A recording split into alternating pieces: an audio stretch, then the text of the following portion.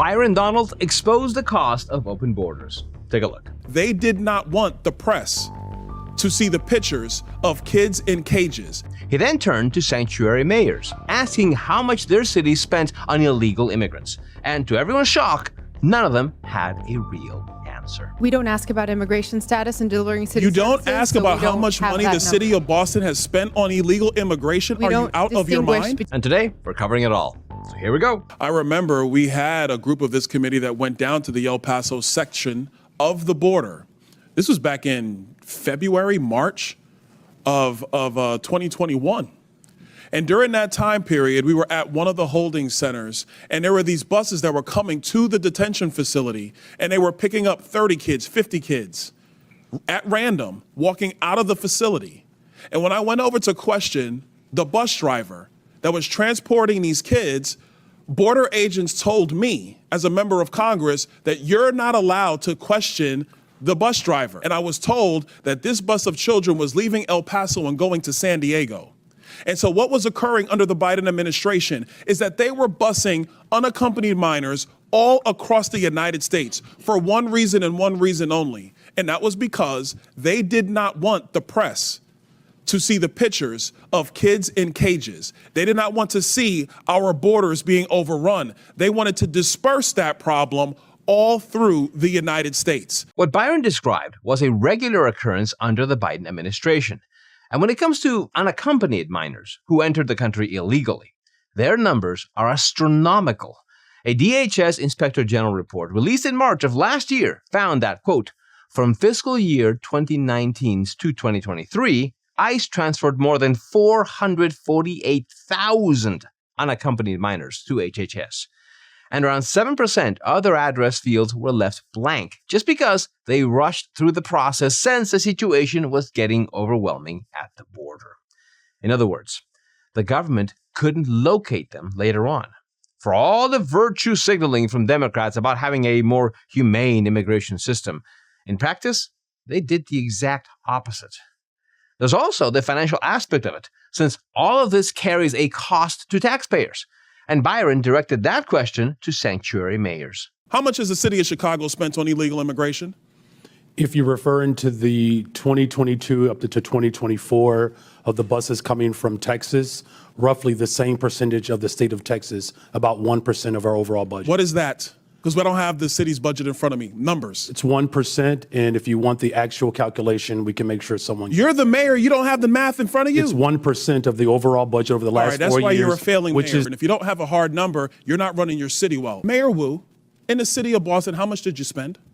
We don't ask about immigration status and delivering city You don't services, ask so about we how don't much have money that the city number. of Boston has spent on illegal immigration? We Are you don't out of your distinguish mind? between immigration status. Do you as manage part your of our budget city or not, policies. Mayor Wu? That is how we keep Mayor our city Wu, safe. do you manage we your have budget or the not? numbers to prove it. I manage my budget. I have a AAA bond rating dating back 10 years. So to the city of Boston, budget. just understand that your mayor does not care how much of your resources she has spent on people who are not citizens The city of Boston the city of is Boston. sick of... Yeah, they avoided giving hard numbers because their position gets even harder to defend.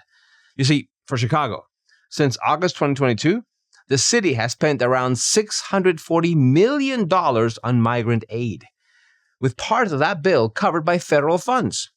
Now, when it comes to Boston, it's impossible to know how much the city spends on illegal immigrants because they simply don't track it. Think about that for a second. Public money can be allocated. Programs can be expanded. Yet taxpayers have no clear way of knowing where those dollars are going or what results they're producing. What makes it worse is that Wu reportedly spent over $500,000 on a top law firm to prepare for the hearing. But Byron wasn't done yet, and he kept exposing the hypocrisy of sanctuary mayors, putting the spotlight on their criticism of Governor Abbott busing illegal immigrants to their cities.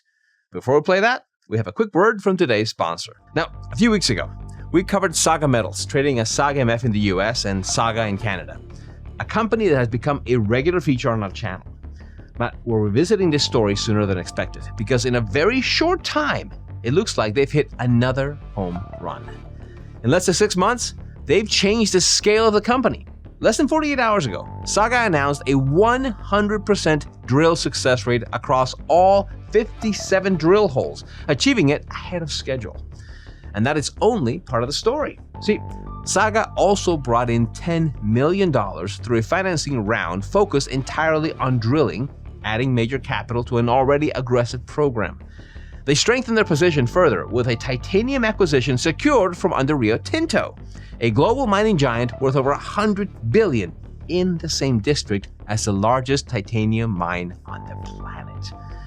Then came the Wolverine Project, expanding Saga's footprint inside one of the region's most important mineral belts.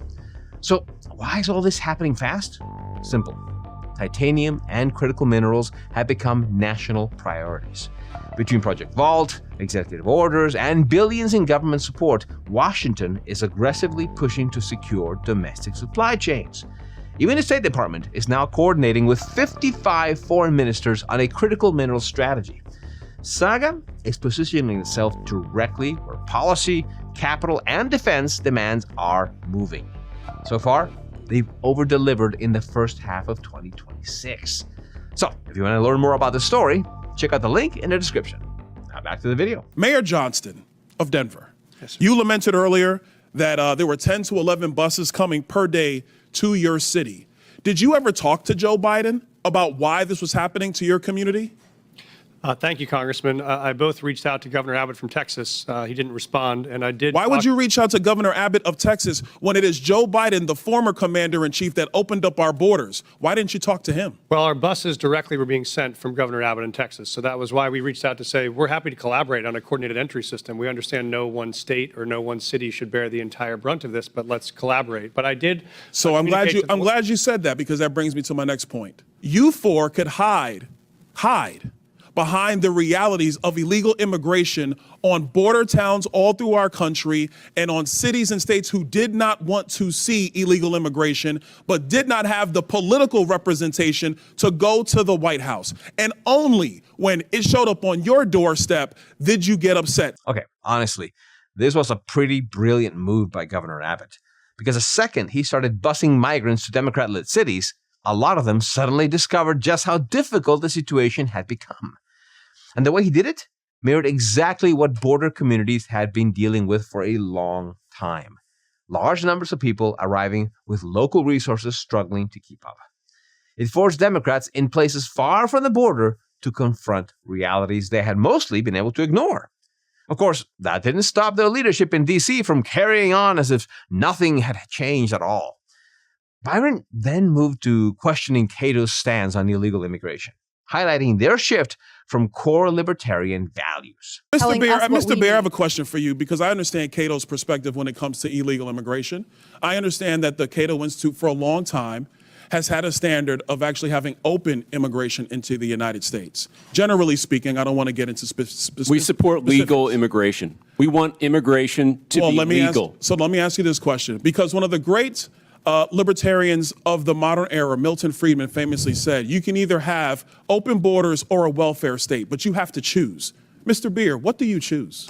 Milton Friedman said he wanted to allow illegal immigration to continue. I disagree with Milton Friedman's position on that. We should have legal immigration and build a wall around the welfare state, not around the country. That's in the best interest of taxpayers. And I would argue that under the current system where you have sanctuary cities popping up, it is not possible to build that wall. So America has to choose. Mr. Beer, you're done. America has to choose between securing our nation or protecting the taxpayer. I choose secure the nation. I yield back. Okay, this could be a video all by itself, but the bottom line is really simple.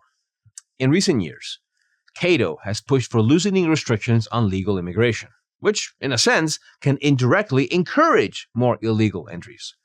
As for Milton Friedman's stance, he was basically arguing that open borders and a large welfare state become difficult to sustain together because, sooner or later, the financial burden starts piling up as more people rely on public programs. That largely turned out to be true because we can see this play out in real time in many places around the country. Let me know in the comments your thoughts on this story. Don't forget to like and subscribe. And remember, keep thinking.